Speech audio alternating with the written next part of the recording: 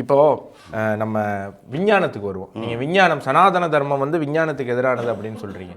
ஆனால் விஞ்ஞானத்தில் தலை சிறந்த விஞ்ஞானிகள் இந்தியாவில் இருந்திருக்காங்க. ஆரியபட்டாவாக இருக்கட்டும், ரீசெண்டாக ராமானுஜமாக இருக்கட்டும். ஏன் இப்போது நீங்கள் உலகமே வியந்து பார்க்கக்கூடிய இந்தியாவினுடைய டிஜிட்டல் மணி டிரான்சாக்ஷன் விஷயமாக இருக்கட்டும், எல்லாமே சனாதனத்தை பின்பற்றக்கூடியவர்களால் கண்டுபிடிக்கப்பட்டது தான்.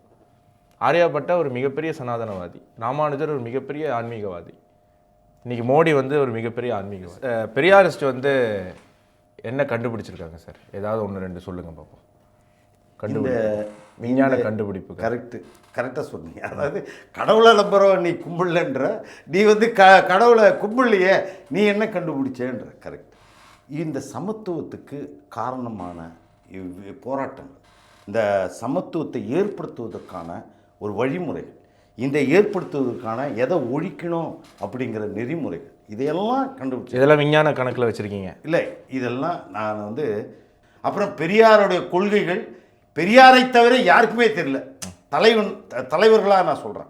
பெரியார் இறந்த பிறகு அவருடைய கருத்துக்களை பரப்பாத இந்த தீக்காவினர் தான் பெரியாரிஸ்டுகள் வந்து பெரியாரினுடைய கொள்கையை பரப்பலைங்கிறீங்க. பெரியாரினுடைய கொள்கையை பரப்பக்கூடிய சீமானை எதிர்க்கிறீங்க.